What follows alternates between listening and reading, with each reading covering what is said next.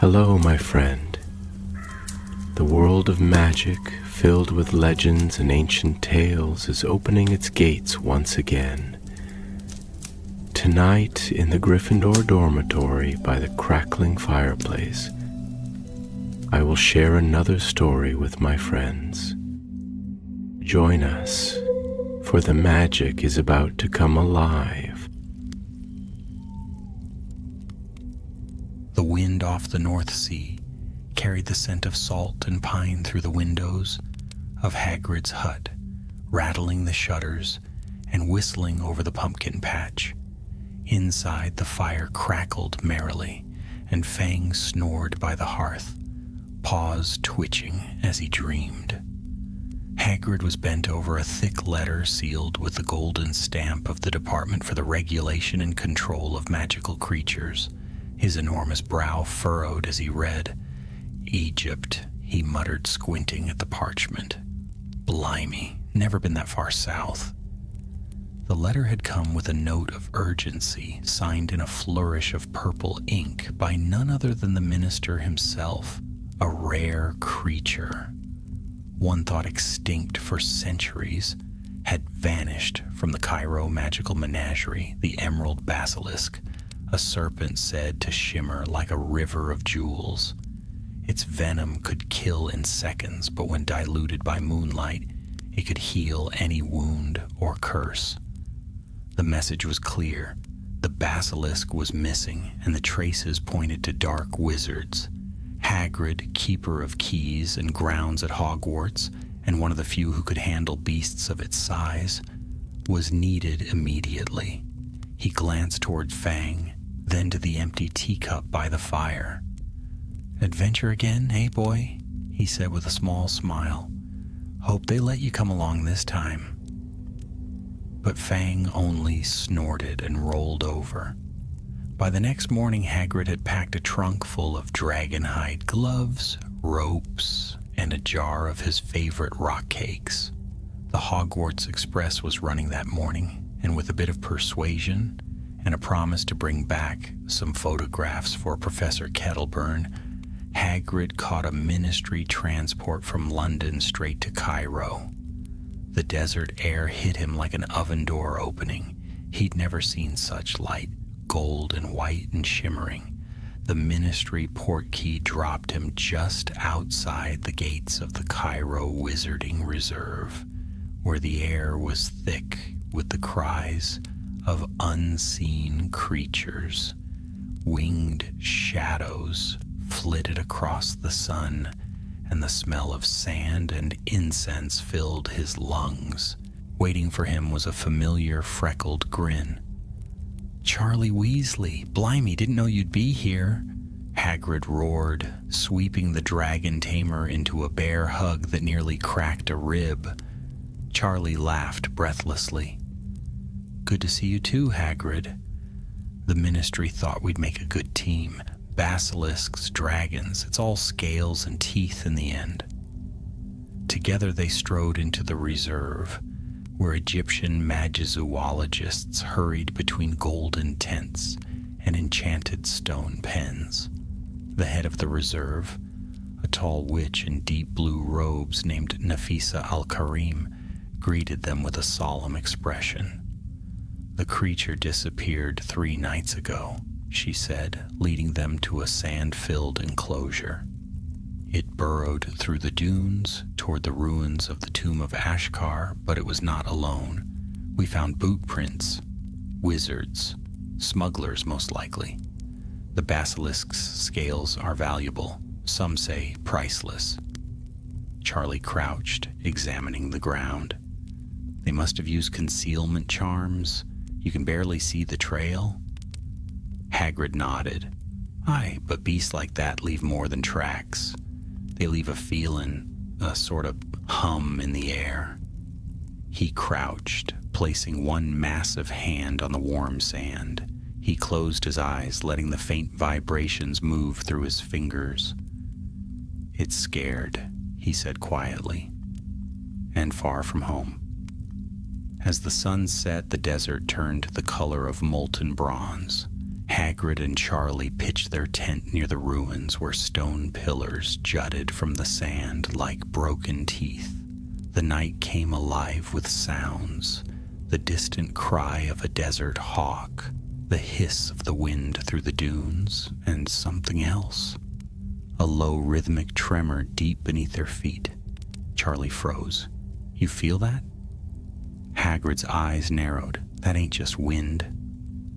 A swirl of sand lifted into the air before them, coiling and twisting like smoke. It gathered shape, a serpent made of dust and moonlight, its eyes glowing green. Then, as quickly as it appeared, it was gone, leaving the two men staring into the darkness. "What in Merlin's beard was that?" Charlie whispered. "Trouble," Hagrid said grimly. "That was a sign, an omen. Either the basilisk is near, or something else is stirring in these sands." The next morning they found proof. Scorched footprints led toward a fissure in the earth, still smoking faintly. Someone had blasted their way into an ancient passage. Carved into the stone above the opening were words in old hieroglyphs, shimmering faintly in magic. Nafisa translated them under her breath. "Beware the chamber of the Emerald Eye. He who disturbs the serpent's slumber shall awaken the sands themselves." Charlie glanced at Hagrid, grinning nervously. "That doesn't sound too bad, does it?" Hagrid sighed, adjusting his crossbow. "That's what they always say before the trouble starts." They descended into the fissure, their wands lighting the narrow tunnel. The air grew cooler, heavy with the scent of old dust and ancient spells. Carvings lined the walls, depictions of wizards taming serpents, and one enormous creature coiled around a glowing emerald. "Looks like folk have been worshipping that basilisk a long time," Hagrid murmured. "Wouldn't surprise me if something down here still does." Then came a distant hiss, long, low, and unmistakably alive. Charlie lifted his wand. That wasn't wind. "No," Hagrid said, his heart thudding. "That was the sound of something waking up." And deep below, something ancient stirred in the dark, its eyes shining faintly green beneath the sand. The air in the passageway was heavy, thick with age and the faint scent of serpentine musk.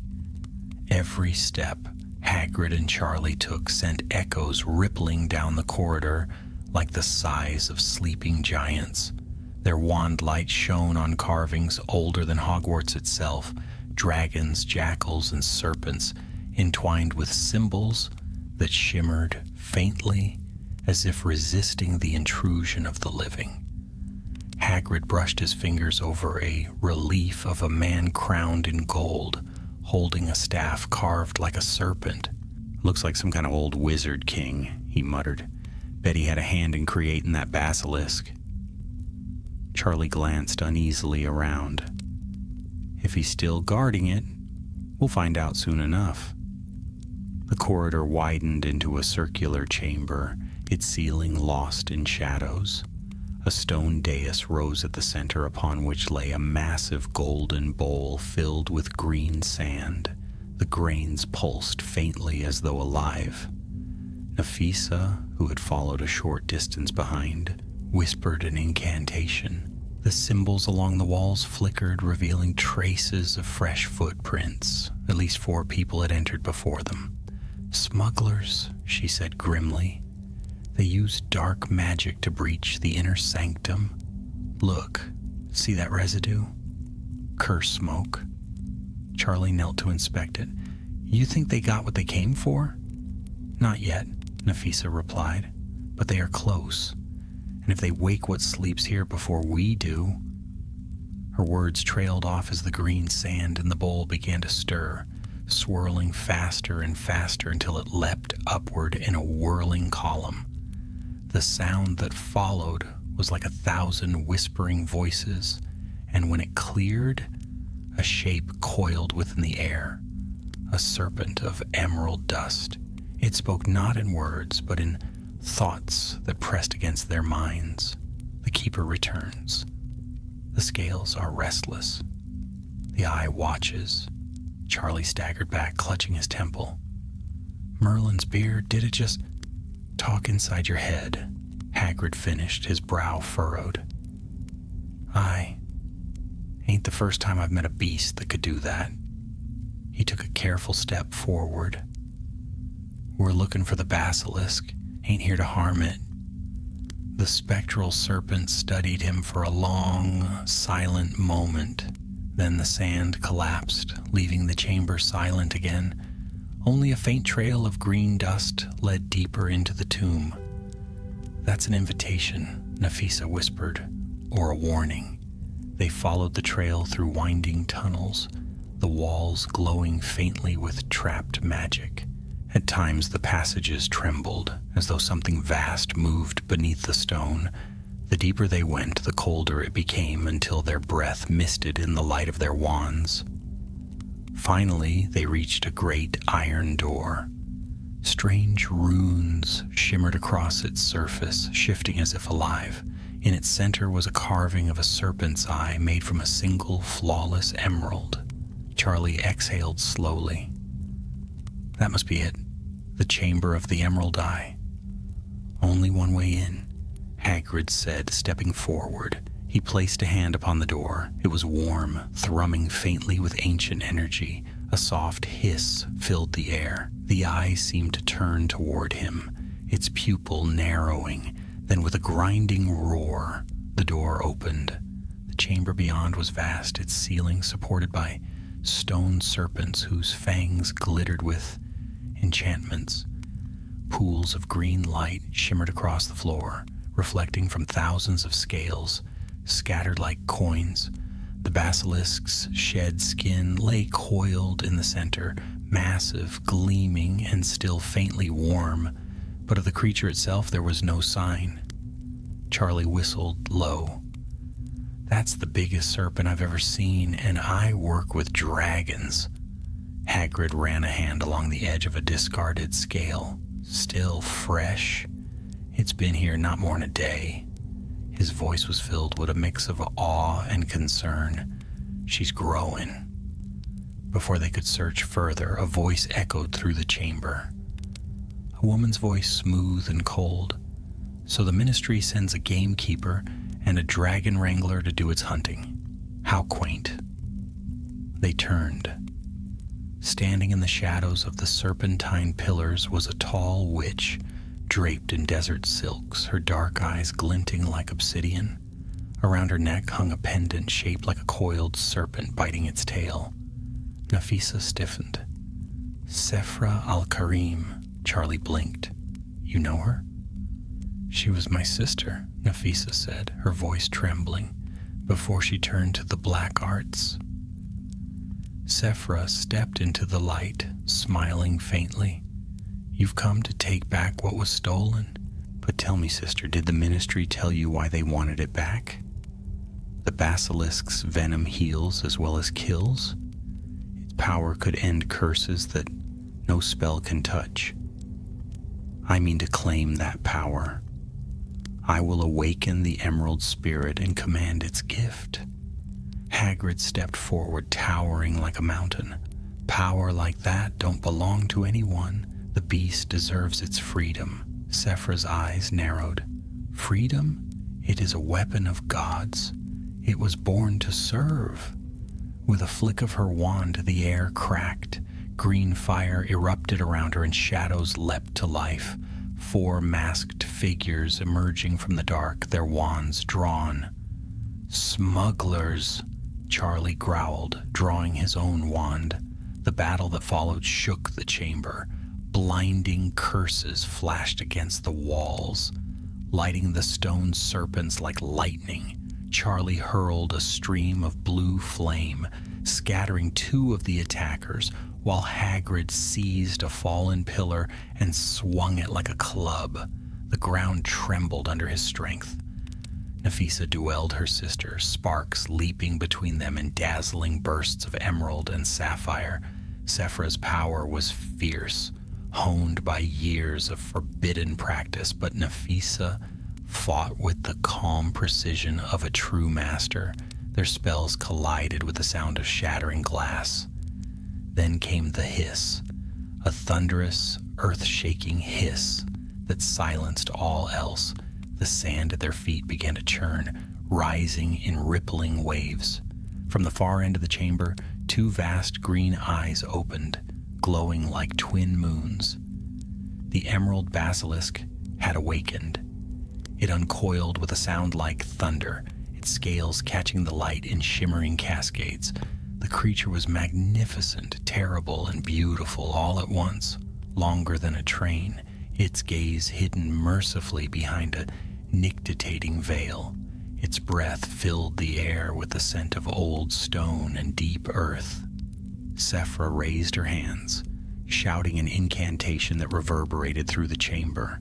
The emerald on the door began to glow, responding to her call. "Rise, spirit of the sands. Bind to me." The basilisk reared, its eyes beginning to open. "No!" Hagrid roared. He threw himself between the creature and the witch, his massive arms outstretched. "Don't listen to her. She'll use ye, twist ye." For a heartbeat, the basilisk hesitated. It stared at Hagrid as if weighing his words. Then slowly, its eyelids closed again. The air pulsed with power, and the emerald on the door shattered into dust. Sephra screamed, her spell breaking.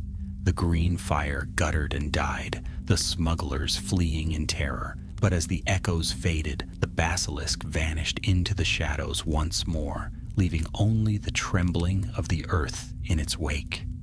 Nafisa sank to her knees, exhausted. "It will flee into the dunes," she whispered, "and if it's frightened, it may lash out.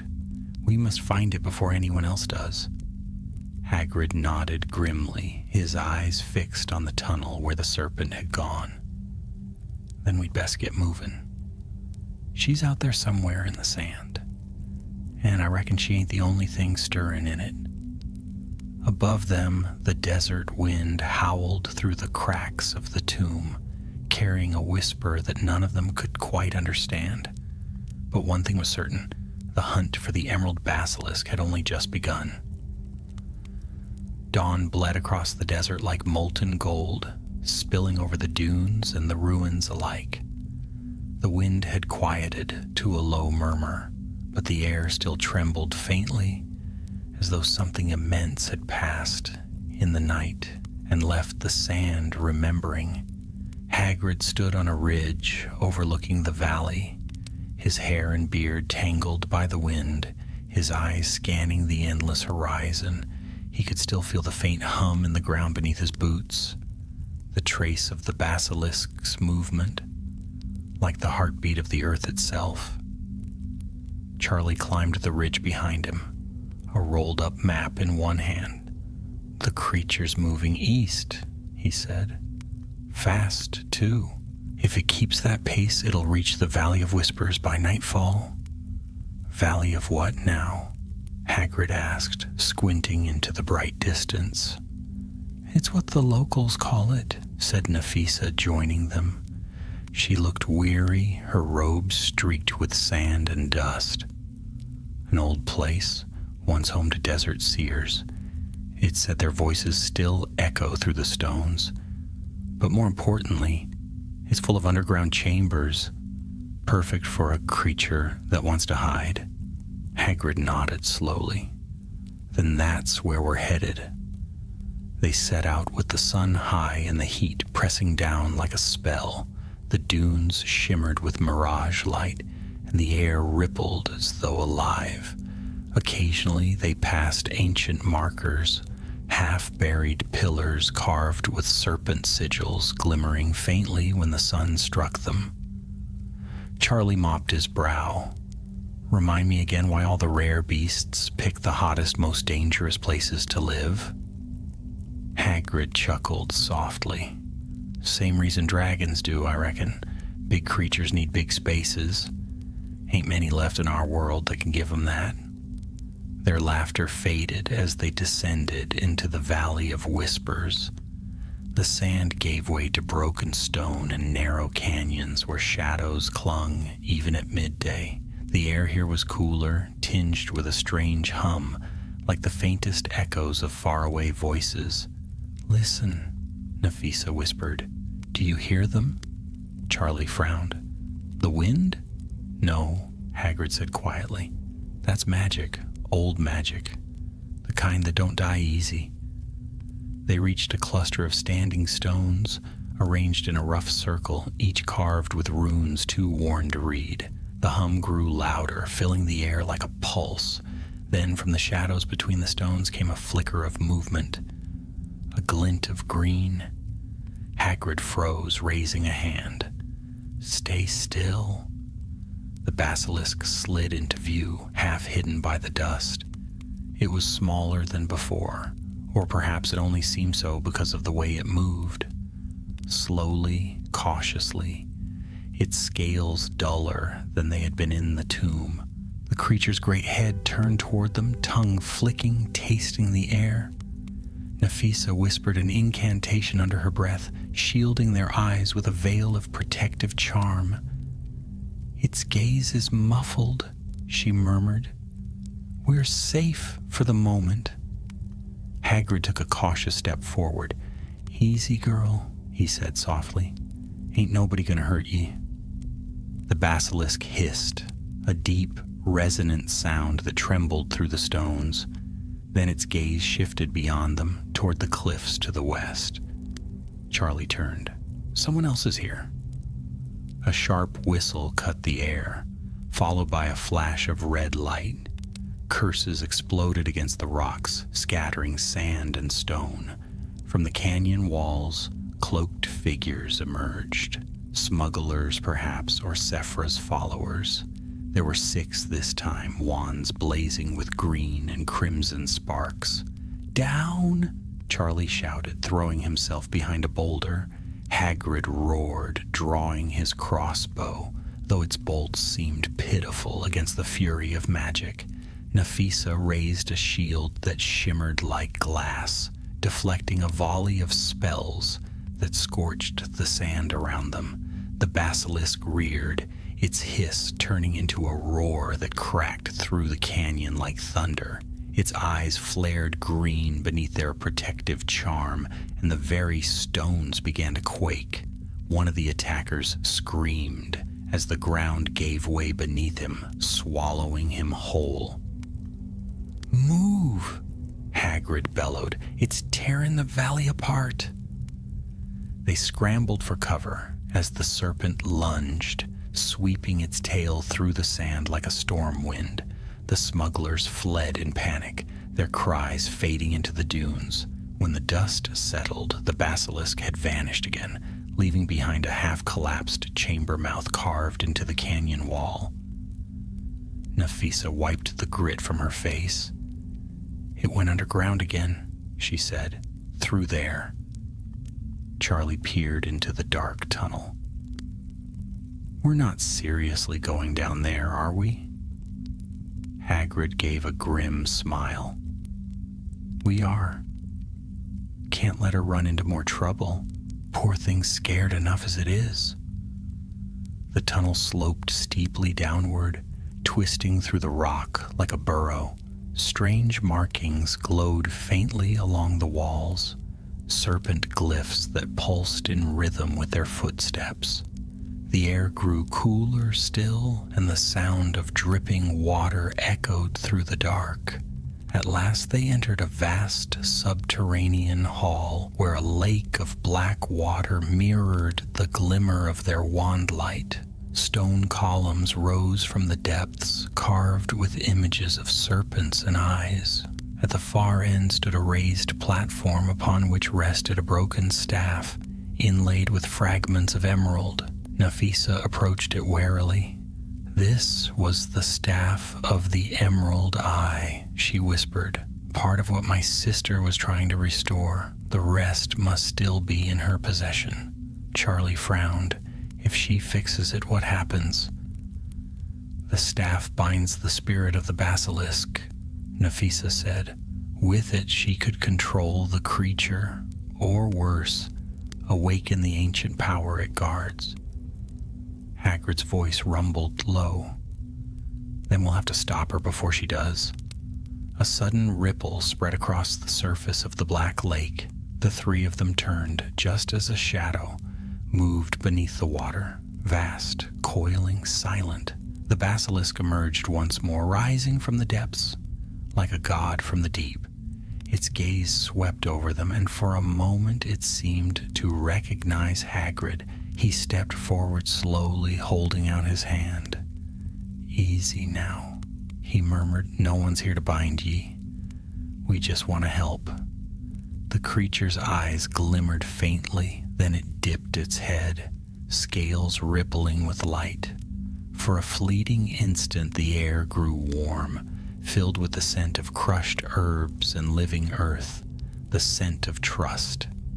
Then the air cracked with magic. Sephra appeared at the far end of the chamber, her wand raised, the shards of the emerald staff floating before her. "You led me straight to it," she said softly. "How kind." Hagrid spun around, his face darkening. "You again! You cannot stop what has already begun," Sephra hissed. "The spirit has waited centuries for a voice strong enough to command it, and now it has mine." She slammed the staff pieces together. The emerald light flared, blinding and fierce, casting her shadow against the walls like a serpent's coil. The basilisk shrieked, a terrible, shattering sound, and the water of the lake began to rise in spiraling columns. Nafisa tried to counter the spell, her voice raw with effort. Charlie hurled curses that burst harmlessly against the shield of emerald flame surrounding Sephra. The cavern trembled as cracks spidered across the walls. "Hagrid!" Charlie shouted. "The roof's collapsing!" But Hagrid didn't move. He stepped between Sephra and the basilisk, raising both hands. "Stop this! You'll kill it! And yourself!" The light wavered for a heartbeat. Sephra hesitated, her eyes flickering. Then the emerald staff flared again, the spirit's power surging beyond her control. The basilisk roared and lunged, not in rage, but to shield them. Its body struck the ceiling, bringing the cavern down in a roar of stone and dust. The emerald light shattered, scattering across the darkness. When the echo faded, silence fell, deep and endless. Hagrid opened his eyes to find the basilisk gone, the lake half drained, and Sephra's staff shattered at her feet. Nafisa knelt beside her fallen sister, tears streaking her dust-covered face. "She's alive," she whispered, "barely." Hagrid stared at the fissure where the basilisk had vanished into the deep tunnels beyond. The faint hum of its presence lingered, like a heartbeat fading into the distance. Charlie touched his shoulder. "It's gone, isn't it?" "Aye," Hagrid said quietly. "But she ain't gone for good. Beasts like that, they know where they belong. And somehow, I reckon, she'll find her way back." He looked toward the dark passage where the last glimmer of emerald light was swallowed by shadow. The hunt was not over. But for the first time, Hagrid felt that the creature was not running from him. It was leading him onward. The wind howled across the dunes that night, sweeping fine sand over the shattered entrance to the underground lake. The moon hung low and pale, half hidden behind clouds that looked like drifting smoke. Hagrid and Charlie set up a small camp near the ruins, their tent glowing dimly against the dark. The fire crackled weakly, struggling against the desert's chill. Inside, silence pressed between them. Nafisa sat apart from the others, her sister's wand clutched tightly in both hands. The once proud witch now lay wrapped in enchanted bandages, pale and still, her breathing faint but steady. Hagrid poured tea into 3 cups, his hands large enough to dwarf the kettle itself. "We'll need to move her come morning," he said quietly. "Can't stay out here long. Too close to the tomb, and them smugglers might come back." Nafisa nodded but didn't look up. "They won't," she murmured. "Without Sephra to lead them, they'll scatter like sand in the wind." Charlie stirred the fire with a stick. "Still, there's the basilisk to think about. It's wounded, frightened. If it goes deeper into the desert, we'll lose it for good." Hagrid sighed. I know, but she ain't gone far, not yet. The earth still hums with her, I can feel it." For a while they listened to the wind move through the dunes. It carried strange whispers, the faint echoes of forgotten words. Nafisa lifted her gaze at last. "The spirit of the sands has awakened. The ancient guardians are stirring. If the basilisk truly guards that spirit, then the desert itself may rise to protect it." Charlie frowned. "What do you mean, rise?" "The old tales speak of storms made of magic," she said softly. "Sand that moves like a living sea. If the balance between the spirit and the serpent is broken..." Hagrid finished her thought in a low growl. "Then we'll be facing more'n smugglers and spells." He stood, stepping outside the tent. The night was vast, the sky brimming with stars. The desert stretched out in every direction, silent, endless, and waiting. Somewhere beyond the dunes, the basilisk moved, and though he could not see it, he could feel it in the bones of the world. That night he dreamed. He saw the basilisk coiled upon a bed of emerald sand, its scales glimmering faintly under a strange green sun. Voices whispered through the air, chanting in a tongue older than the pyramids. Then the serpent opened its eyes, not deadly, but sorrowful, and he heard it speak within his mind. "Keeper of beasts, why do you follow? I have seen the hearts of men, and they are cruel. You would cage the spirit to heal your world, yet none would heal mine." He tried to answer, but the sand rose around him, and the dream dissolved into wind. When he woke, dawn was still a promise at the edge of the sky. Charlie was already outside, tightening the straps on his pack. "Nafisa says there's an oasis east of here," he said. "She thinks the basilisk may be drawn to it.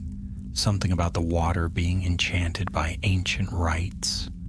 Hagrid rubbed his eyes. "Then we'd best get moving. Don't want the poor beast running headlong into another trap." They left the camp behind, carrying Sephra and a floating charm that glided silently beside them. The desert was calm at first, the sand cool beneath the morning sun, but by midday a low rumble began to grow beneath their feet, and the horizon darkened, not with clouds, but with dust. Nafisa's face paled. "A sandstorm, but not a natural one. The spirit is restless." The wind struck them like a wave. Sand whipped through the air, stinging their skin and filling their ears with a terrible roar. Hagrid grabbed hold of Charlie and dragged him behind a rock outcrop. The floating charm faltered, and Sephra's form wavered in the wind.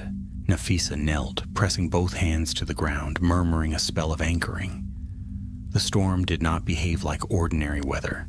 The sand moved in shapes, spirals, faces, and coils that flickered in and out of existence. Within the heart of the storm, a figure formed, vast, robed in flowing dust with eyes like glowing emeralds. Charlie shouted over the roar, "What is that thing?" Nafisa's voice shook.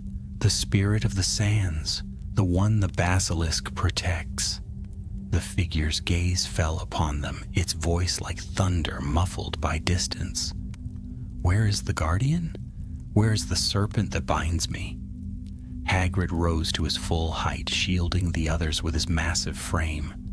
"She's alive," he called into the storm, "but hurt. She saved us from your summoner's folly."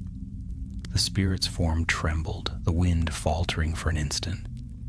"Then the pact is broken," it murmured. "Without the serpent's presence, the balance cannot hold. The sands will devour all until she returns." And with that, the storm surged again, sweeping them off their feet. Hagrid felt himself lifted, hurled through the air like a leaf. He landed hard, rolling through the sand until everything went dark. When he came to, the wind had quieted, and the sky had turned red with the coming sunset. Charlie was beside him, dazed but unhurt.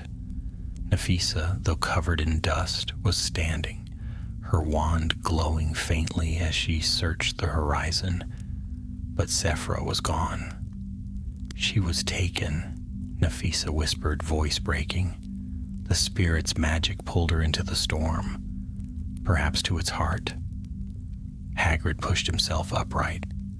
"Then that's where we're going. We can't leave her in the hands of that thing." Charlie hesitated. "Even if we find her, what then? The spirit's power. None of us can fight that." Hagrid looked east, where a faint green light pulsed beyond the dunes. "We ain't fighting it," he said. "We're bringing back what it's lost." They traveled through the night, guided by the glimmer of the distant light. The dunes grew steeper, the air thick with magic. At last they reached a canyon whose walls shone faintly green, as though lit from within. At its center stood a pool of still water, perfectly round and clear as glass. In its reflection, the stars seemed to move in strange patterns, and upon its surface floated a single emerald scale. Hagrid knelt beside it, his breath catchy. "She's been here." Nafisa nodded. "This is the heart of the desert, the spirit's domain. If we step through that water, we enter its realm." Charlie grimaced. "And if we don't? Then all of Egypt may be swallowed by sand before the week's end," she said simply. Without another word, Hagrid stepped forward. The water rippled beneath his boots, but did not wet them. It was cool and solid, like glass. A flash of green light swallowed him whole, and the world turned inside out. When his vision cleared, he stood beneath a vast, starlit sky that shimmered green and gold. The ground beneath him was not sand, but scales, each the size of a cartwheel, and in the distance rose the shape of a colossal serpent made of light. The basilisk, no longer flesh but spirit, waited for him. Its gaze no longer killed. It glowed with wisdom older than any spell. "Keeper," it said within his mind, "the sands remember kindness. Will you restore what your kind has broken?" Hagrid bowed his great head. "If I can, I will." The serpent lowered itself, its voice soft as a sigh. "Then follow the emerald flame and bring her heart home." And as the desert winds rose again, carrying the scent of ancient magic, Hagrid felt the pull of destiny like a rope around his soul, drawing him deeper into the heart of the spirit's domain, where the final bond between man, beast, and sand would be tested. The realm of the spirit stretched vast and strange beneath a sky that rippled like water. No sun shone there, yet everything gleamed with its own faint light, emerald and gold, as though the air itself were dusted with jewels. The dunes were translucent, shifting like glass in a breeze that carried no sound. Hagrid stood at the threshold of that shimmering desert, his boots sinking slightly into the glowing sand. Charlie and Nafisa appeared moments later, their outlines wavering as if carved from light. For a moment, none of them spoke. "Blimey," Charlie murmured, his voice barely a whisper. "Are we dead?" Hagrid shook his head. No, just somewhere that don't belong to the living. He turned slowly, gazing at the horizon where the dunes bent and flowed like waves. The basilisk brought us here. She wants us to finish what was started. Nafisa raised her wand, though its flame burned weak and uncertain in this place. Be wary, she said. The spirit's realm is both dream and memory. The rules of our world do not hold here. They began to walk, their shadows stretching long behind them. Each step left no print, and yet the sand seemed to breathe beneath their feet. Strange shapes flickered in the distance, ghostly creatures formed of dust and starlight. Some resembled serpents, others winged beasts Hagrid could not name. All watched them pass in silence. After some time, the wind began to hum, a deep, vibrating tone that seemed to come from everywhere at once. The dunes ahead parted like curtains, revealing a valley lined with stone pillars. Between them burned a line of green fire, snaking toward the horizon. The emerald flame, Nafisa whispered. That's what it meant. It leads to the spirit's heart. Charlie glanced nervously at the fire. Do we follow it, or is that a polite warning to turn back? Hagrid grinned faintly. In my experience, lad, the dangerous paths are usually the right ones. They followed the line of flame, the air shimmering around them. As they walked, the world seemed to shift. Images appeared in the fire, echoes of the past, a younger Sephra studying from ancient scrolls, her eyes filled with ambition. Nafisa arguing with her sister in a marble hall, and finally the emerald basilisk coiling around a great altar, its scales bright as molten gems. The spirit's showing us what happened, Hagrid murmured. Why all this began.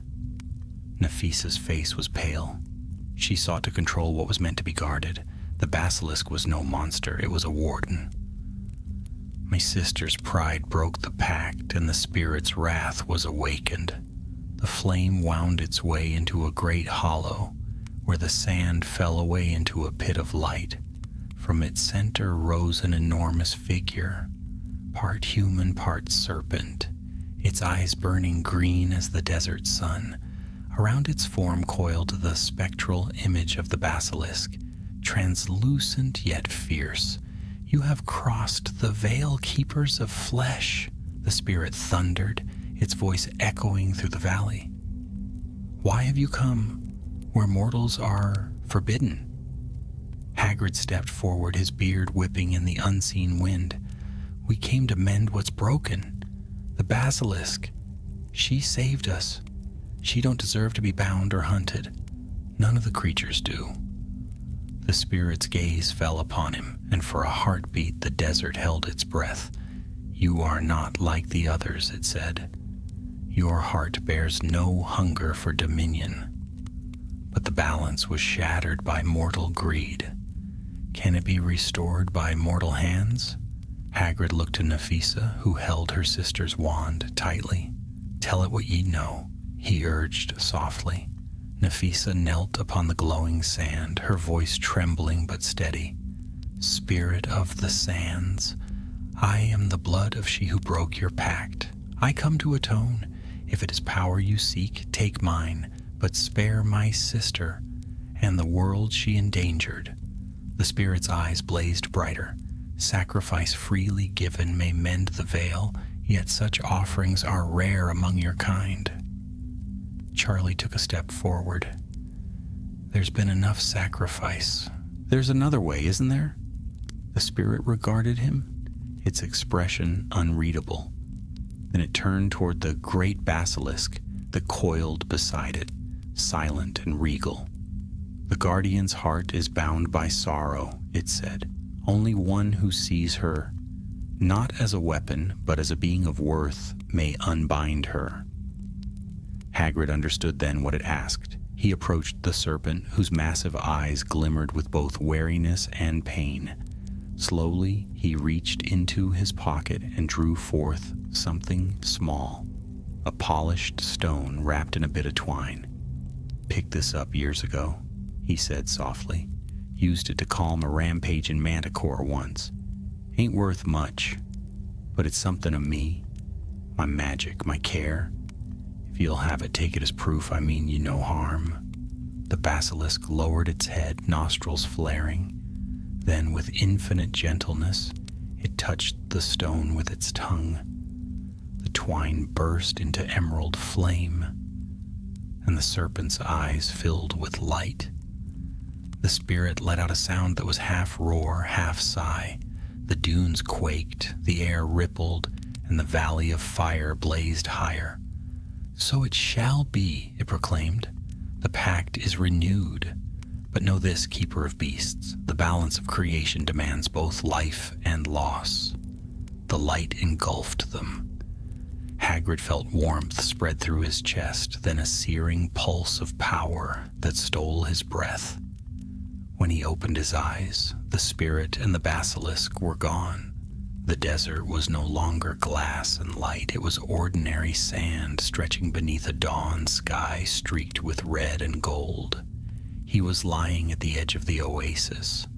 Charlie was beside him, coughing, alive. Nafisa knelt a few steps away, her eyes wet with tears. In her lap lay her sister, breathing softly, weak but alive. Hagrid sat up slowly, the world spinning around him. "What happened?" Nafisa looked up, her voice breaking. "You gave the spirit what it needed, a promise of compassion. The basilisk returned to its duty, and the balance is restored." Charlie managed to grin. "And we're not dead. Always a nice touch." But Hagrid was not listening. He stared at the water, where the reflection of the sunrise shimmered. For a moment he thought he saw a flash of emerald scales beneath the surface. A brief glimmer, then gone. He smiled faintly. "Good on you, girl," he murmured. "You did what needed doing." They spent the rest of the morning helping Sephra recover. The once fierce witch was silent now, her eyes hollow with remorse. Nafisa tended to her gently, speaking no words of blame. When at last the sun rose fully, the desert seemed to breathe again. The wind carried warmth, not fury. Birds circled high above, and the distant dunes shimmered with peace. Charlie packed their gear, wiping sweat from his brow. "Think the ministry'll believe a word of this?" he asked with a crooked smile. Hagrid chuckled, his laughter deep and soft. "Nah, but I'll tell Dumbledore, and he'll believe enough." He turned for one last look at the oasis. The water rippled faintly as if stirred by something vast beneath. Then all was still. "Reckon she's watching us," Hagrid said quietly. "Guarding the sands again." Nafisa nodded, her expression calm. "And perhaps watching over us too. The spirit does not forget kindness." As they began the long journey back toward the wizarding camp, the desert stretched wide before them, endless and alive. Hagrid walked in silence, his heart heavy but full. He knew he'd never see the emerald basilisk again, but that didn't matter. Somewhere beneath the sands, she lived free, her duty renewed, her spirit at peace. And that was enough. For Hagrid, keeper of creatures and friend to all that the world misunderstood, there was no greater victory than that. The journey back to Cairo was long and heavy with silence. The desert, once a realm of fury and fire, now lay calm beneath the rising sun. The dunes shimmered faintly with the memory of the spirit's light, as though the sands themselves whispered secrets to the morning wind. Hagrid trudged ahead, his great boots sinking deep with every step, Fang's leash clutched in one massive hand. Though the dog was not there, he still caught himself reaching for it sometimes, forgetting that he'd left Fang safely at Hogwarts. Old habits died hard, and even here, far from home, the thought of the boarhound waiting by the hut gave him strength. Charlie walked beside him, dragging a pack heavy with equipment. "You ever get used to this sort of thing?" he asked. "What sort?" Hagrid replied, squinting toward the horizon. "The sort where you almost die, save the world, and no one's going to believe you did." Hagrid let out a low chuckle. "Aye, that's life for a beast keeper, lad. Folk always think we're mad until the job's done." Nafisa followed a few paces behind them, her robe streaked with dust, her sister leaning weakly against her arm. Sephra had not spoken much since the spirit released them. Her dark eyes, once sharp with ambition, were dim and distant now, like a fire burnt down to ash. When they reached the edge of the reserve by dusk, the Egyptian wizards met them with awe and confusion. Reports of the sandstorm had reached every corner of the wizarding quarter. No one had seen such power in generations. The head archivist, a thin wizard with gold-threaded robes, stepped forward. "Professor Hagrid," he said, bowing slightly, "the Ministry will want a full account of what happened. You've stirred old magic." Hagrid scratched his beard. Well, that weren't my intent. We only meant to save a creature that didn't deserve the fate others gave it." The archivist nodded gravely. "And the basilisk?" Hagrid smiled faintly. "Safe, where she belongs." They were offered quarters for the night in one of the reserve's golden tents. The air inside smelled of incense and parchment. Charlie soon fell asleep, sprawled on his cot, snoring softly. Nafisa tended to her sister in the next chamber, her voice low and steady, the tone of forgiveness that crossed years of bitterness. Hagrid sat outside alone, smoking his pipe beneath the desert stars. The night was still, save for the faint rustle of palm fronds. He thought of Hogwarts, of the forest paths, of young students sneaking down for lessons they weren't meant to have. He wondered how long it would be before he'd return to the cool mists of Scotland. But peace never lasted long for Hagrid. Near midnight, a faint rustle came from beyond the camp's border. The protective charms shimmered briefly, then faltered. Hagrid's instincts prickled. He rose silently, grabbing his crossbow, and stepped out into the moonlight. A shadow moved among the dunes, graceful and low. He raised the bow, then froze. A single glint of emerald eyes watched him from the dark. The basilisk. It was smaller now, or perhaps less terrible in its bearing. Its scales muted, its presence calm. It coiled, half buried in the sand, as though the desert itself embraced it. Hagrid lowered his weapon slowly.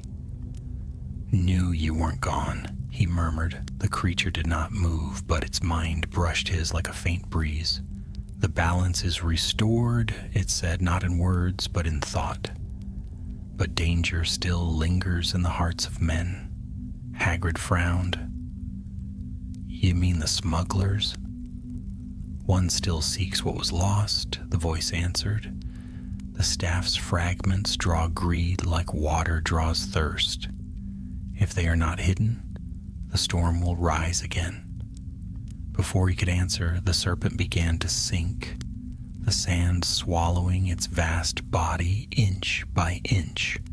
The last thing to vanish was its eye, glimmering once more like a star before the desert reclaimed it.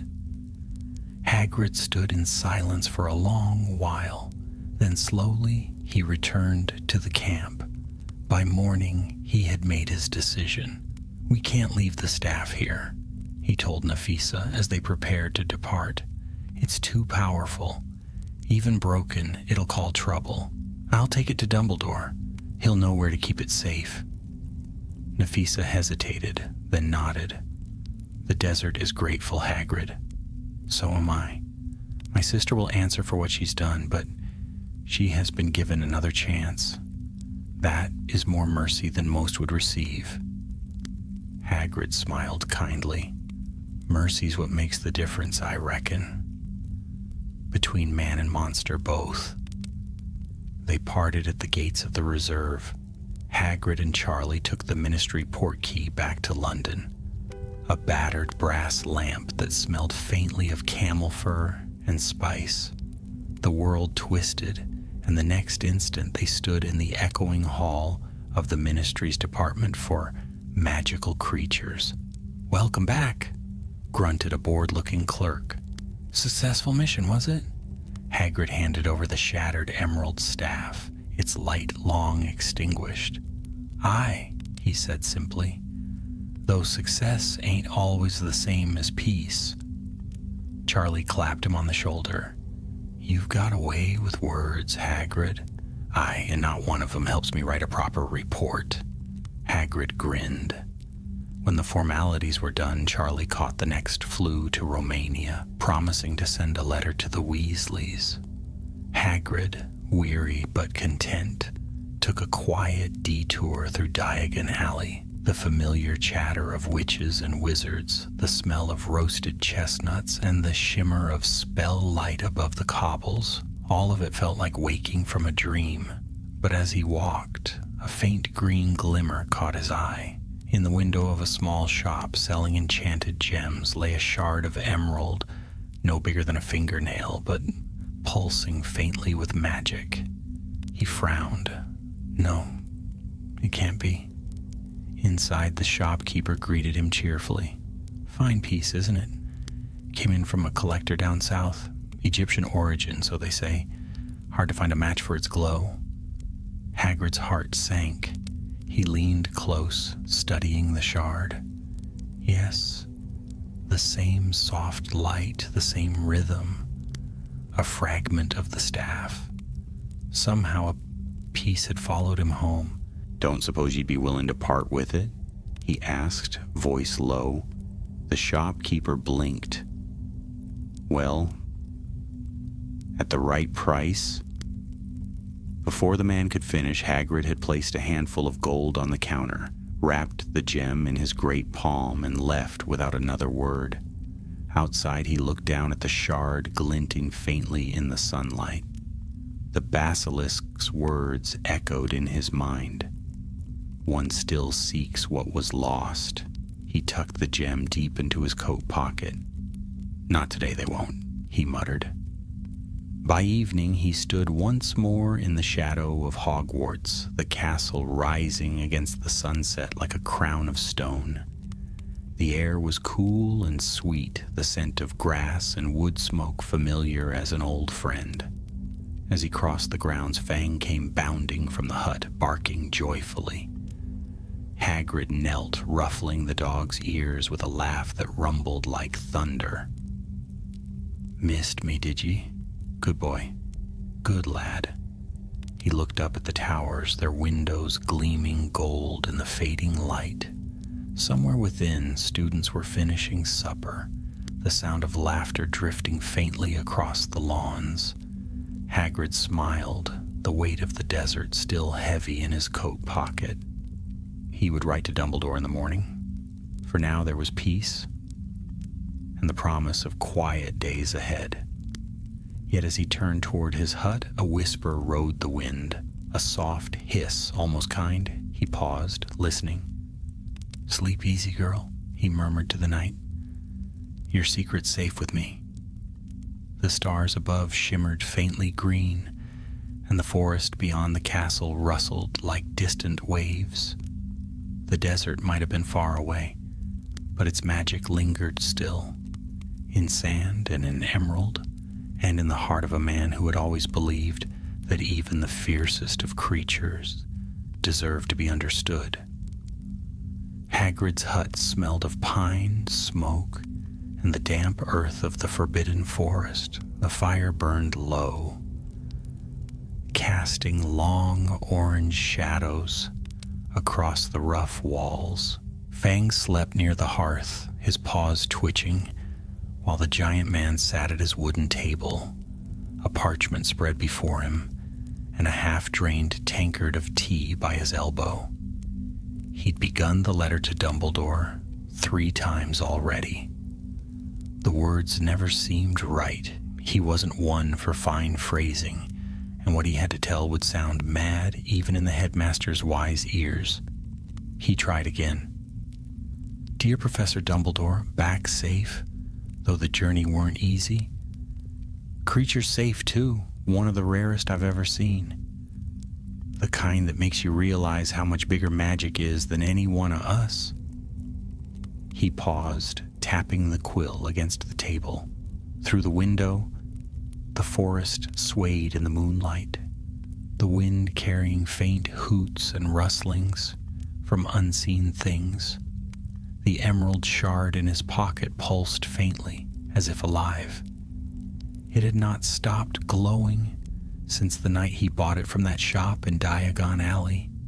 Hagrid drew it out and held it up to the firelight.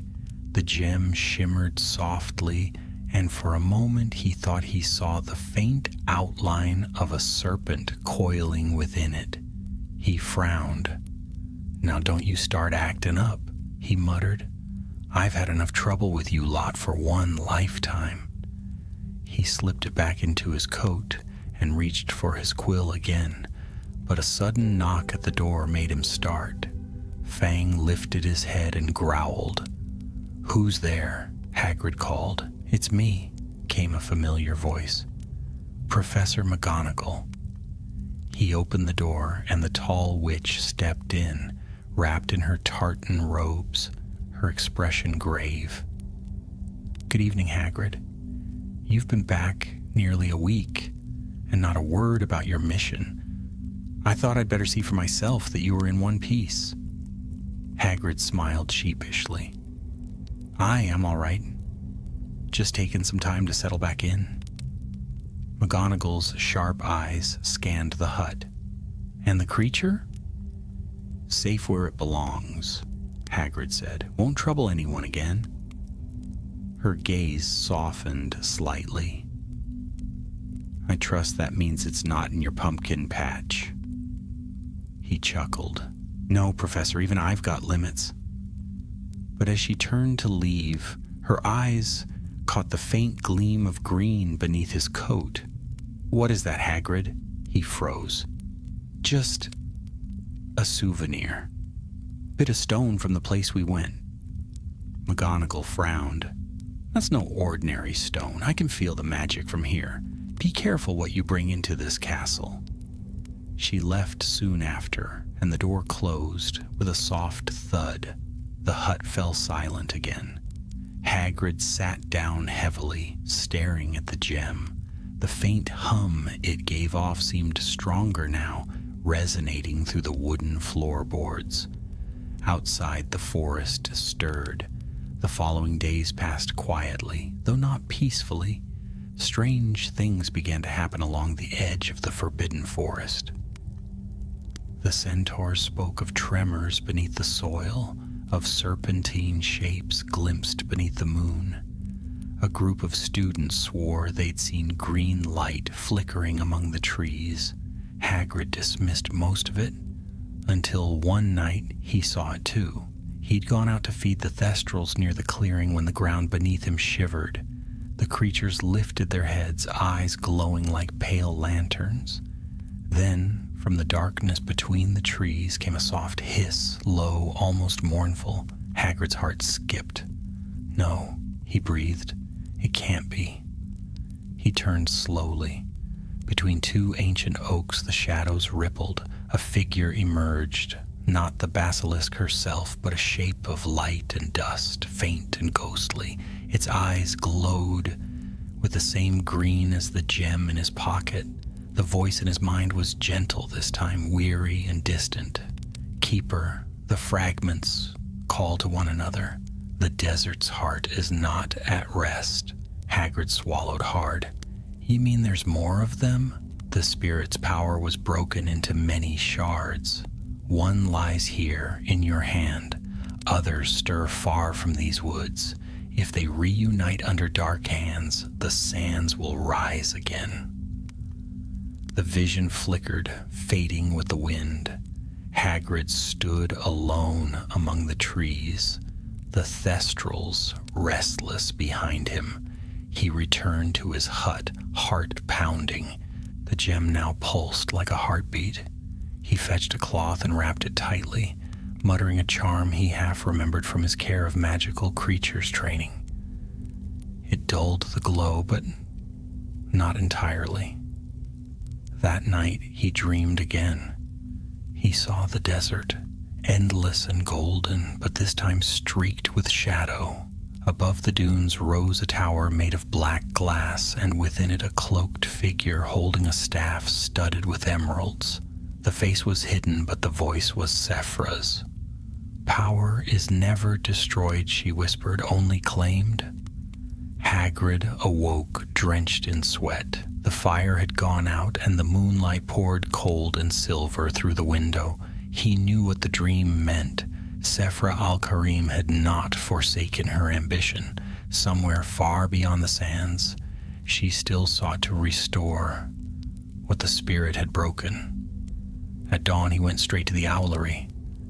His letter to Dumbledore was short and urgent this time. "Professor, it's not over. The power that slept in the desert, bits of it followed me home. The basilisk warned me. There's more out there. If Sephra finds it, the spirit might rise again." He sent the owl flying north, watching it vanish into the mist. Then he stood for a long while, staring at the castle below, the students crossing the lawns, the sunlight glittering on the lake. Hogwarts looked as peaceful as ever, but Hagrid knew peace was only the surface of magic's deep waters. That evening, Dumbledore came to his hut. His blue robes shimmered faintly with starlight, his eyes calm but knowing. "You have done well, my friend," he said as he entered, "but great magic seldom fades quietly." Hagrid handed him the cloth-wrapped gem. "It's hummin', Professor, like it's callin' to something. I don't like the feel of it." Dumbledore unwrapped the shard, studying its soft light. "Ah," he murmured, "a piece of the old enchantment. Curious. Ancient magic tied not to blood, but to balance itself." He glanced at Hagrid. "You have done the world a service by keeping this from the wrong hands." "Reckon there are more?" Hagrid asked. "There are always more," Dumbledore said gently. "But the world endures because there are also those like you who see the worth of life over the lure of power." He rewrapped the gem and slipped it into a small silver box. "I will see that this is hidden where no greed may find it. Rest easy, Rubeus." When he was gone, the hut seemed quieter, lighter somehow. Hagrid sat by the fire long after midnight, Fang's head resting on his knee. He stared into the flames, thinking of the basilisk's words, of the spirit's vast eyes, of the green sands and the scent of burning incense. The world was full of wonders, terrible and beautiful alike, and he, for all his clumsiness and simple heart, had walked among them. He leaned back, closing his eyes as the fire crackled softly. Outside, the wind sighed through the trees, carrying a faint sound that might have been a hiss, or perhaps only the whisper of leaves. Either way, it brought no fear, for in that sound was not menace, but memory, a promise kept between a man and a creature of legend, bound by trust, not chains. And in the quiet heart of Hogwarts, beneath the watchful stars, Hagrid smiled. Autumn had come to Hogwarts. Mists clung to the lake each morning, and the forbidden forest was alive with color, scarlet, bronze, and the deep gold of fading leaves. Hagrid's pumpkins, vast as cauldrons, lined the path to his hut. From the castle above came the hum of student laughter and the faint song of the great hall's enchanted ceiling echoing the changing sky. It might have been an ordinary season, except for the unease, that settled quietly upon the grounds.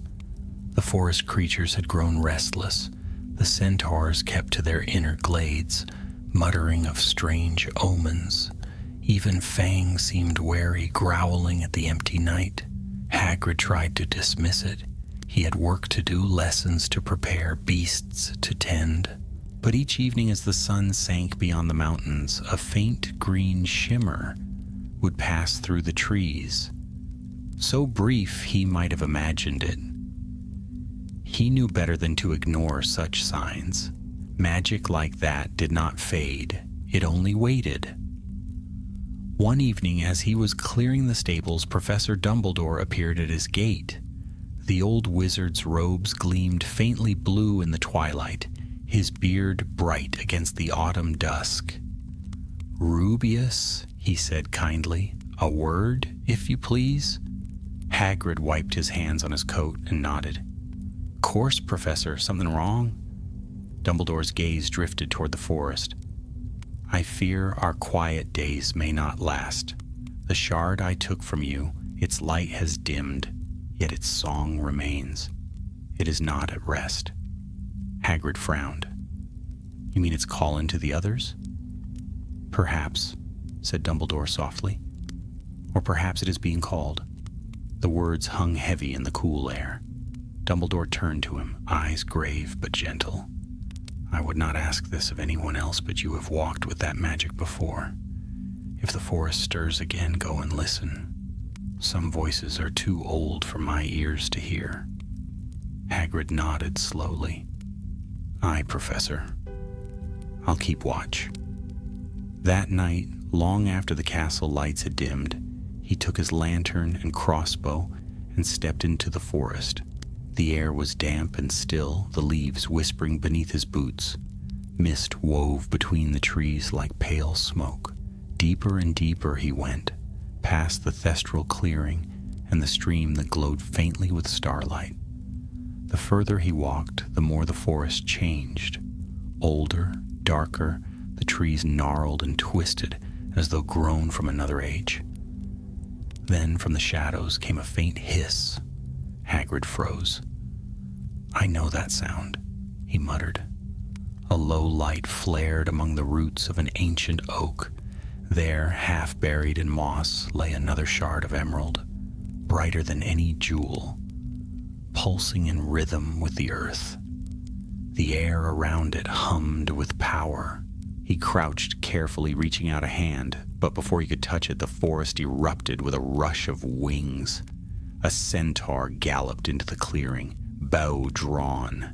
His coat was silver gray, his eyes stern. "Touch it not, half-giant," he said. "That stone burns with old fire." Hagrid straightened. "I don't mean harm. It's part of something dangerous. I've seen what happens when it's left alone." Another centaur emerged behind the first, a mare with chestnut hair braided in gold thread. She studied Hagrid carefully. "We know this magic. It comes from the deep desert, born of gods who bound the wind itself. It should not be here." Hagrid sighed. "Then help me move it. It needs to be sealed away, safe from anyone who'd use it wrong." The male centaur lowered his bow slightly. "You speak with courage, human friend, yet we cannot touch what was never meant for our kind. Only the guardian's kin may claim it."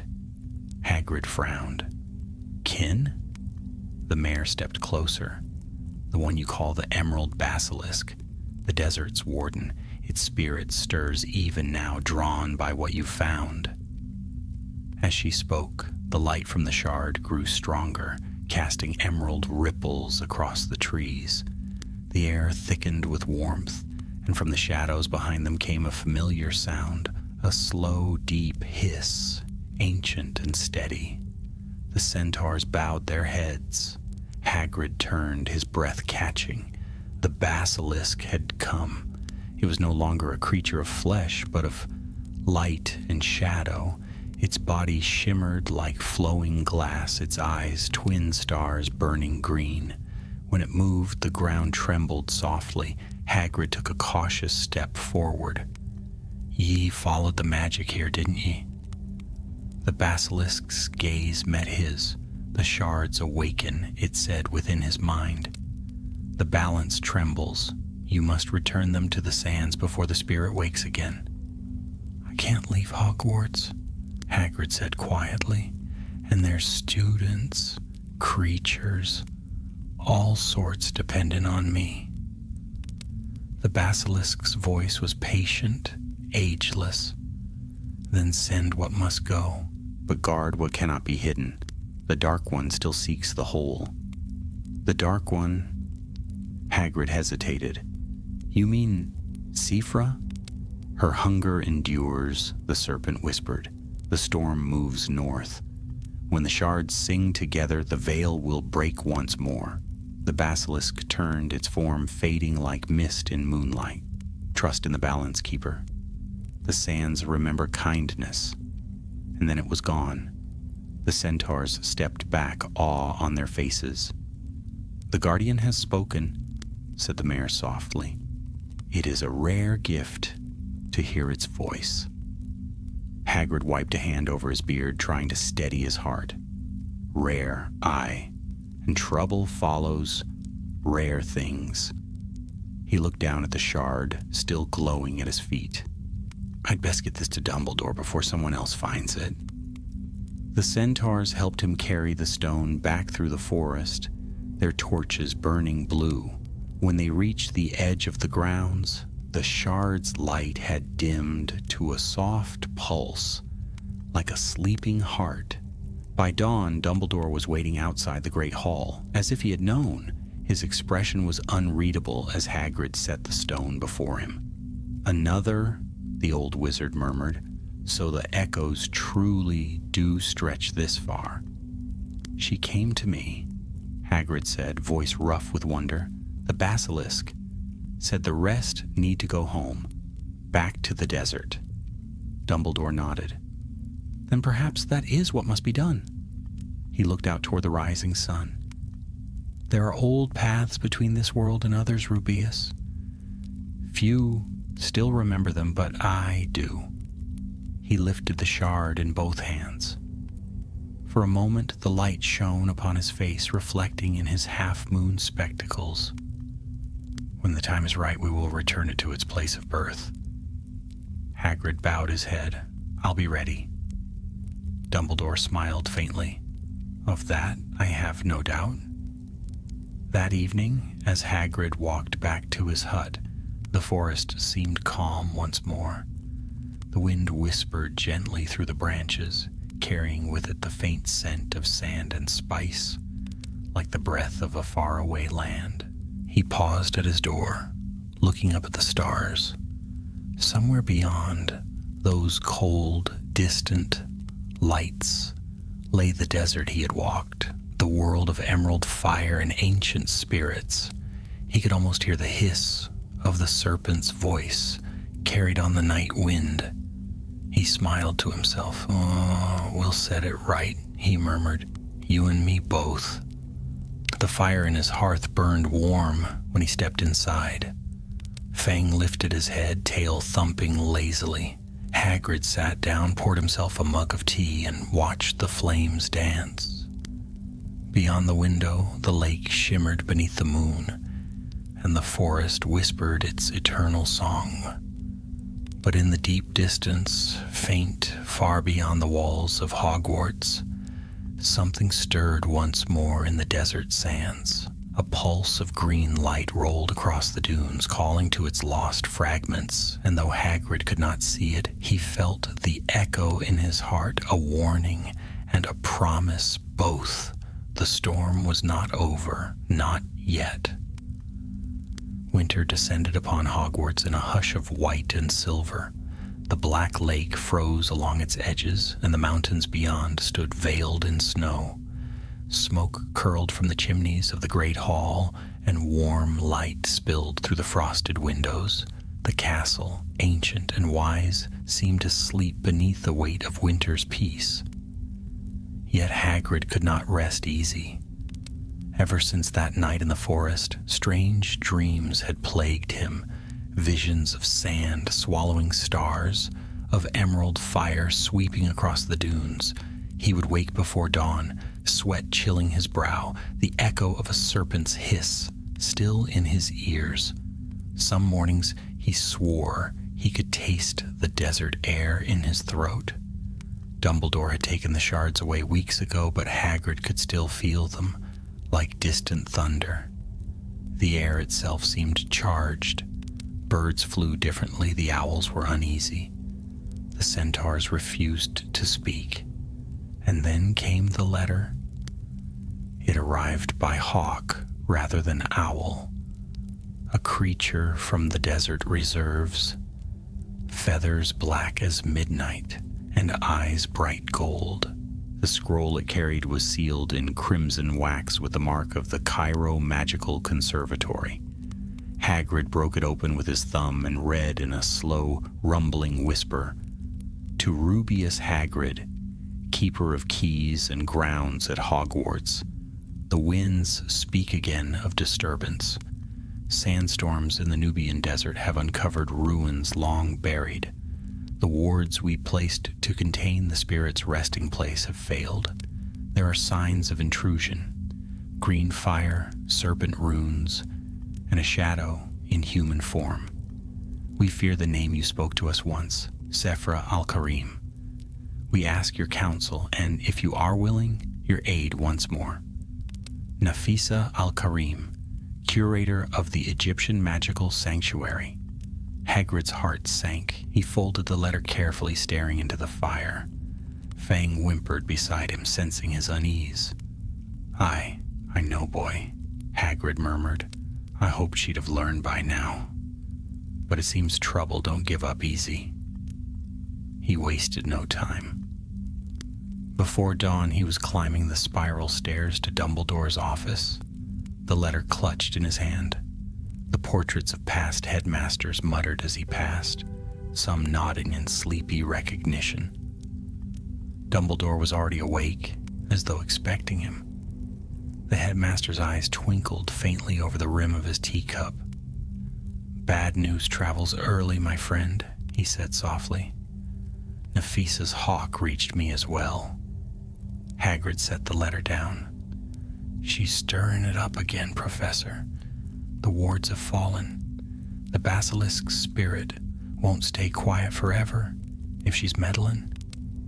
Dumbledore nodded gravely. "I fear Sephra seeks more than control this time. If the shards call to one another and she gathers them, the spirit may awaken in full, and the sands themselves may rise to follow her will." Hagrid frowned. "Then we've got to stop her." "Yes," Dumbledore agreed, "but the Ministry cannot move openly. They fear stirring panic, and most would dismiss these matters as myth. That leaves us." He rose, sweeping his cloak over his shoulders. "I have already sent word to old friends in Egypt. But you, Rubeus, you are the one the Guardian trusts. The basilisk will not show itself to any other. I must ask you to go once more to the desert." Hagrid hesitated only a moment. I'll go, but I'll need Charlie again if he can be spared. He's good with beasts, and I'll need help if we meet the serpent or worse." "Arrangements have already been made," said Dumbledore, smiling faintly. "You'll find him waiting in Cairo by tomorrow night." And so it was that once again Hagrid left the snowy grounds of Hogwarts for the heat of Egypt. The journey was swift and strange, a network of port keys and shimmering runes that folded the miles like pages in a book. He arrived in the Cairo Wizarding District at sunset, the city alive with the smell of spice and the hum of magic.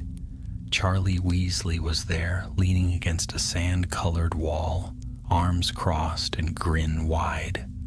"Back again, eh?" he said. "I knew you couldn't stay away from the sunshine." Hagrid laughed.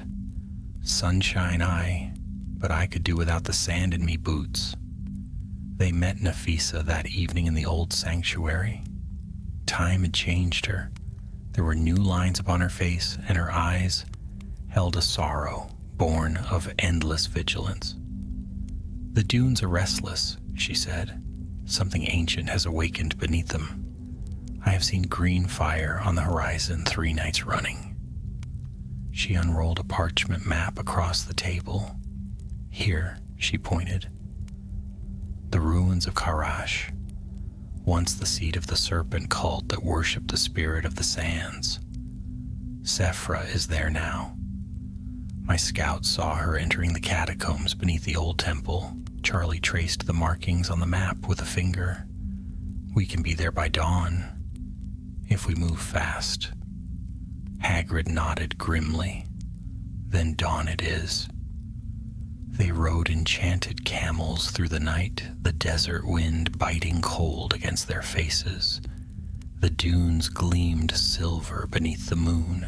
Sometimes, in the distance, Hagrid thought he saw something vast moving beneath the surface, like a shadow swimming through golden seas. At first light they reached the ruins.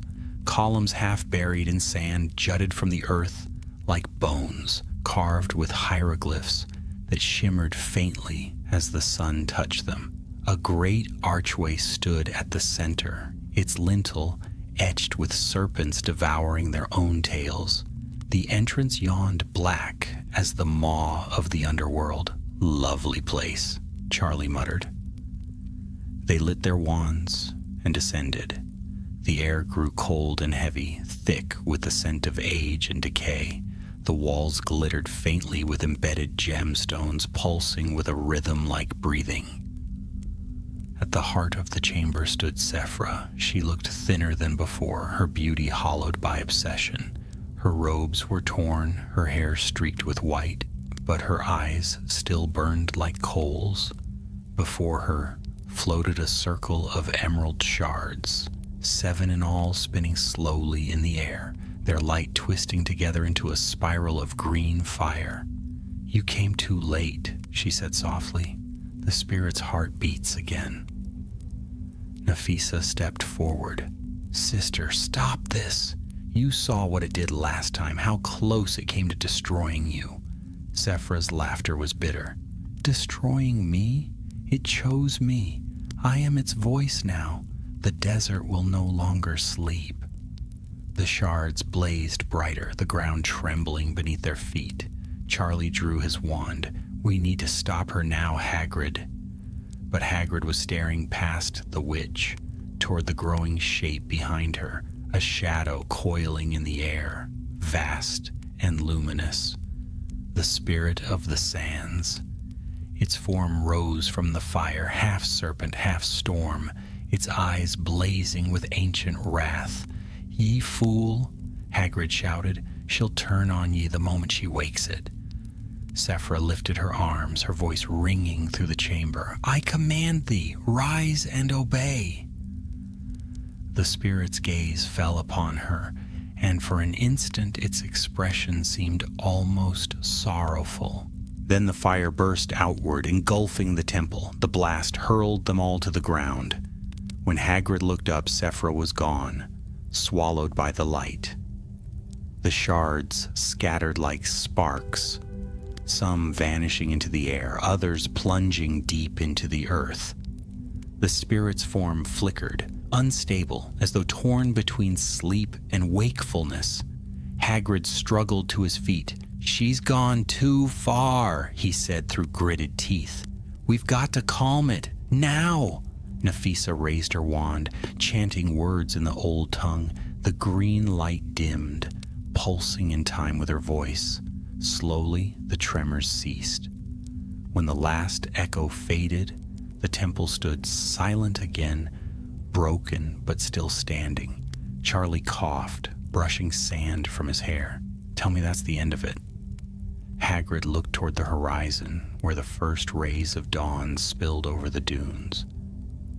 "For now," he said quietly, "but magic that old don't vanish. It just waits."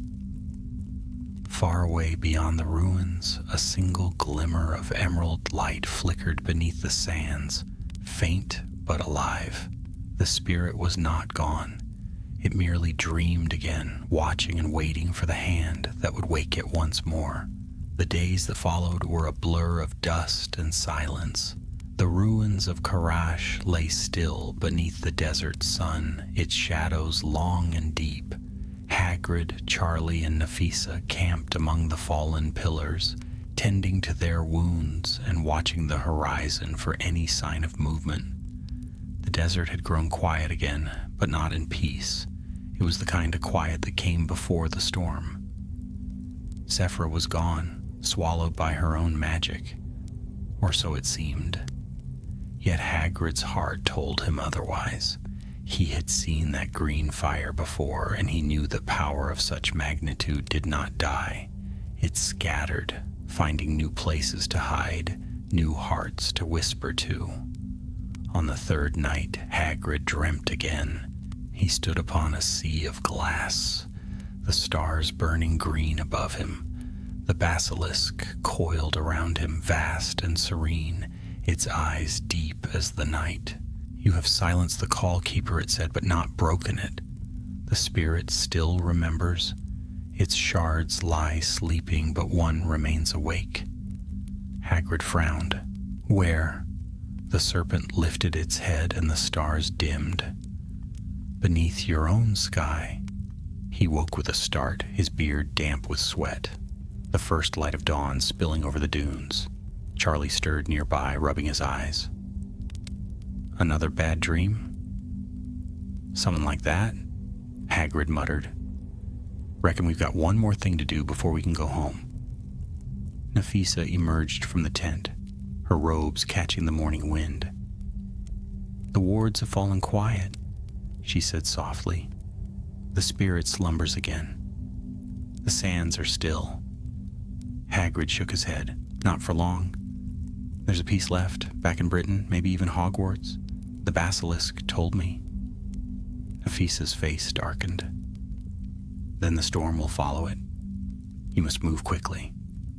Charlie glanced toward the rising sun.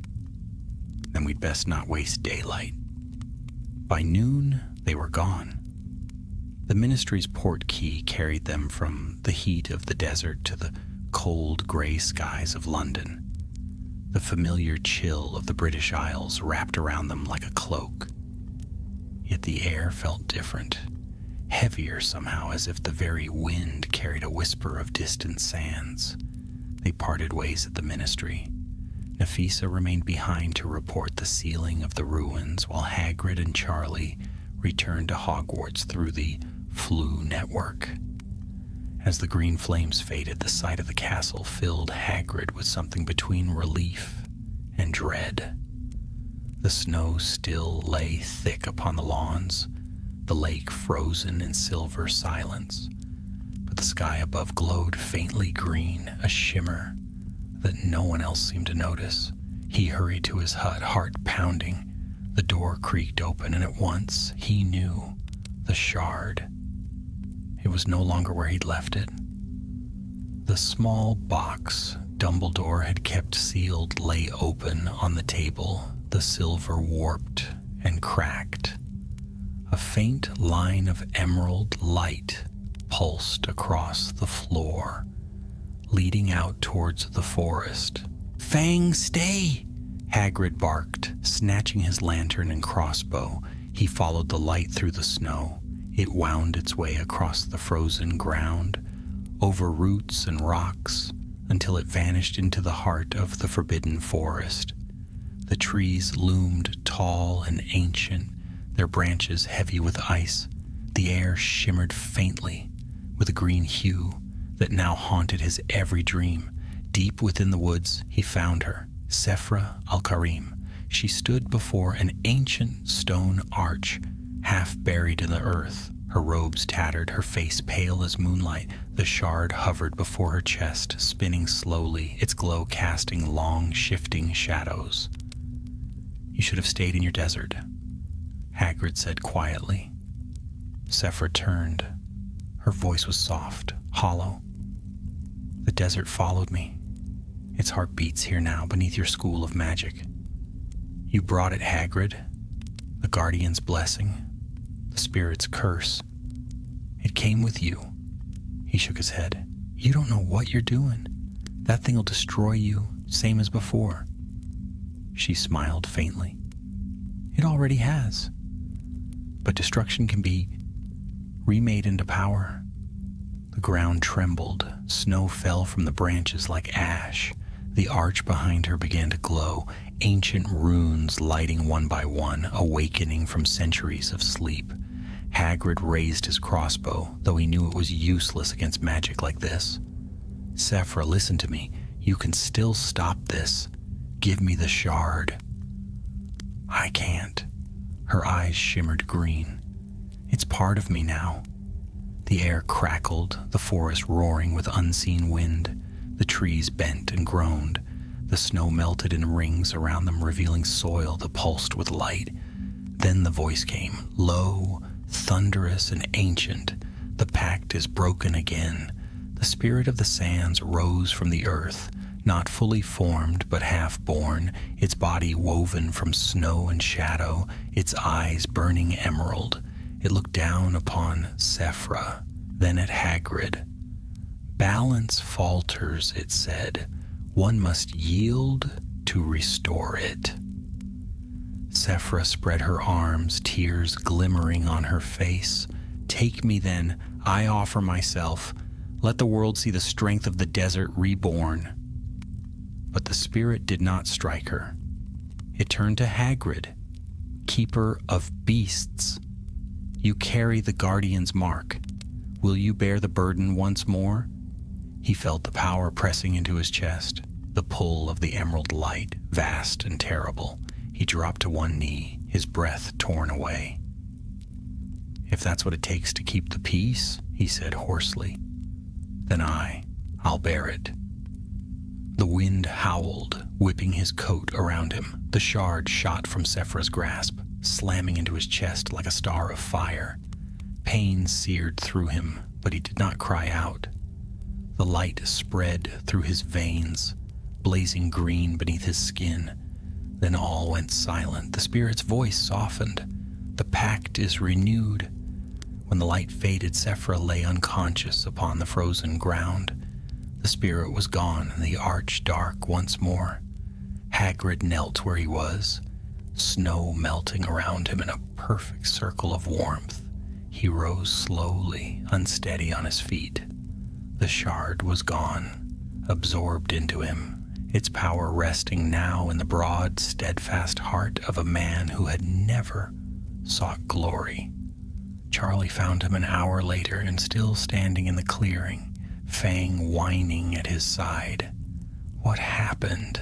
He breathed. Hagrid smiled faintly, his eyes reflecting the faintest glimmer of green. Nothing that needs worrying about, lad. It's quiet again. That's what matters. They carried Sephra back to the castle where Dumbledore awaited them. The headmaster said nothing at first, only resting a hand on Hagrid's shoulder.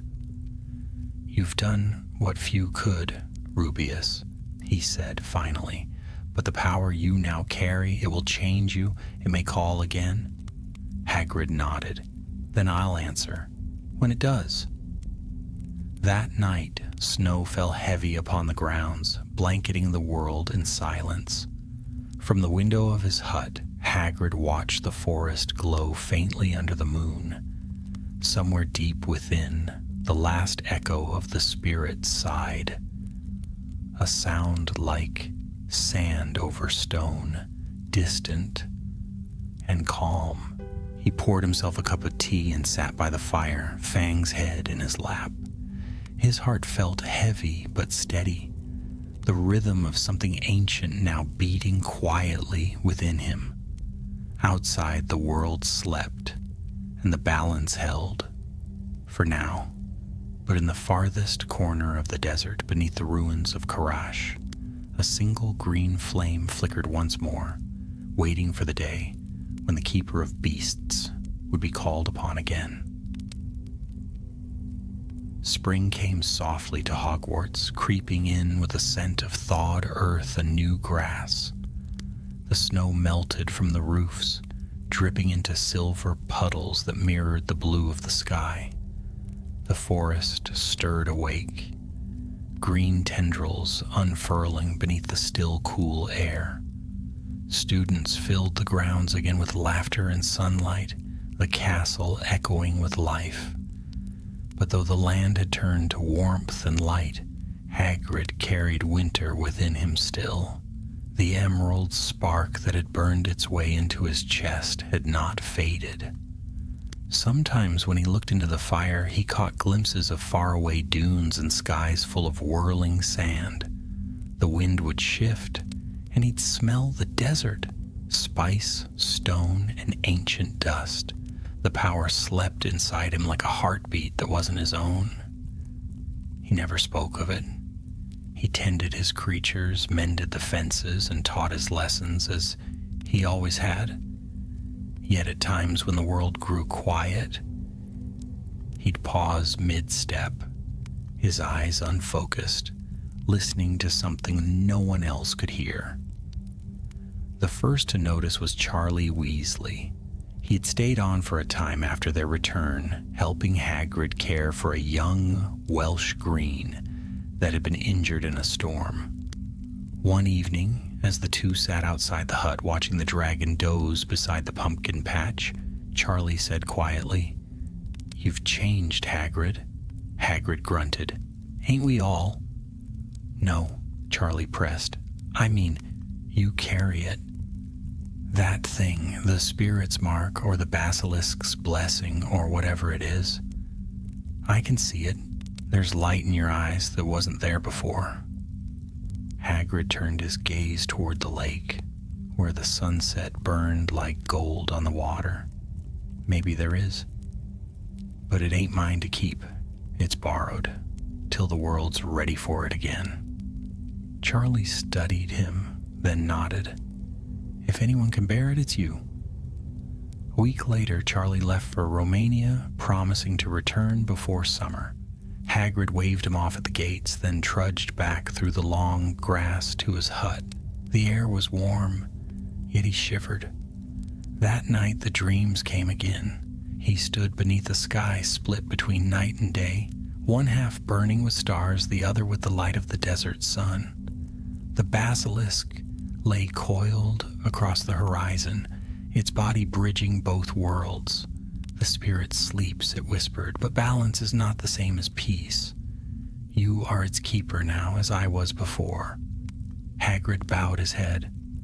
"I'm no guardian. I'm just a man who loves beasts." "That is why you were chosen," said the serpent. "You see what others do not, the worth of the feared, the kindness in the monstrous. Guard that truth, for it is rarer than magic itself." He reached out, but the vision faded. When he woke, his hut was filled with dawn light. The fire had gone cold, and Fang snored at his feet. For the first time in many weeks, Hagrid felt something like calm, a deep, heavy peace that settled in his bones. But peace, as ever, was brief. 2 days later, a messenger arrived from the ministry. The parchment was sealed in black wax and bore the sigil of the Department of International Magical Cooperation. "To Rubeus Hagrid, we have received reports of renewed magical disturbances across northern Africa. Sandstorms glowing green, ruins unearthing themselves, and sightings of a serpent made of light. Our agents suspect remnants of the spirit's power are active once more. We ask for your insight, as no other has encountered this magic and lived." Hagrid sighed, folding the letter carefully. "Never ends, does it, Fang?" he murmured. He brought the news to Dumbledore that evening. The headmaster listened in silence, fingers steepled beneath his chin. "The spirit's memory runs deep," he said at last. "It is bound to the cycles of the earth. Sleep, wake, sleep again? Perhaps it will always be so." Hagrid nodded slowly. "Then maybe it's time I go back. Not to fight it, mind yous, but to make sure it finds its rest proper this time." Dumbledore's gaze softened. You have given enough, my friend. The weight you carry is not light. Never was, Hagrid said with a half smile. But if there's a beast out there needing help, I can't just sit by. You know me, Professor. I do, said Dumbledore, his voice gentle. And that is why I will not stop you. That night, Hagrid packed a single trunk, gloves of dragon hide, a length of enchanted rope, a flask of water that refilled itself, and a small glass vial containing a single tear from the basilisk's spirit, captured on the night of its rebirth. The tear glowed softly, green as dawn through leaves. He left before sunrise. The sky was pale and wide, the air crisp.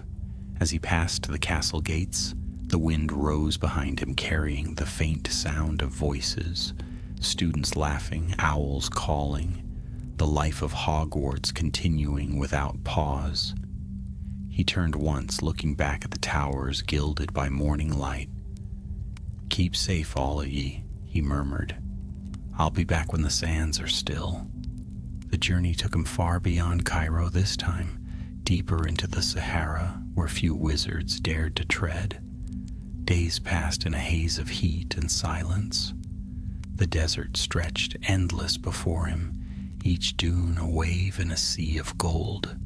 At last, on the 7th night, he found what he sought. A crater lay before him, vast and circular, as though a giant hand had pressed into the world. At its center glimmered a faint green flame, small as a candle. The air hummed with power, the kind that stirred the soul more than the senses. He stepped into the crater, feeling the pulse of the shard deep within his chest, answering the flame's call. The desert wind swirled around him, whispering in tongues older than time. "I've brought it back," he said quietly. "What's left of it? But no more fighting, eh? No more storms." The flame flickered, then brightened, wrapping him in a soft light. It was warm, not burning, but gentle, like sunlight through water. He felt the spirit's presence, vast and ancient, surrounding him. "The pact is whole again," it said. "The guardian's heart returns to the sands. Rest, keeper." The light grew until it filled his vision. When it faded, the crater was empty. The flame was gone. Only the wind remained, sweeping soft patterns across the dunes.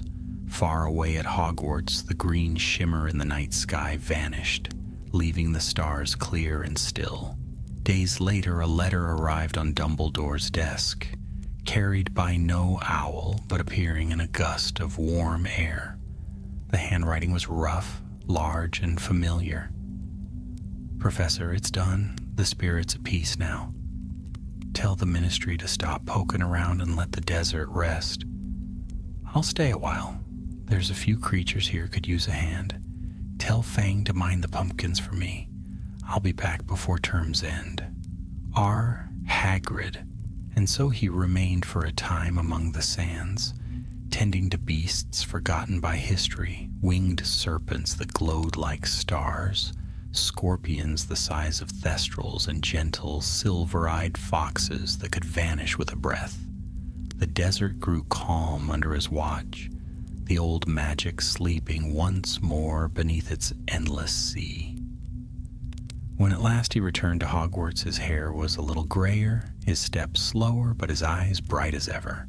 The students cheered, the forest hummed, and Fang nearly knocked him flat with joy. He looked upon the castle with a weary smile. "Told ye I'd be back," he said. And as night fell, the stars over Hogwarts burned pure and untroubled.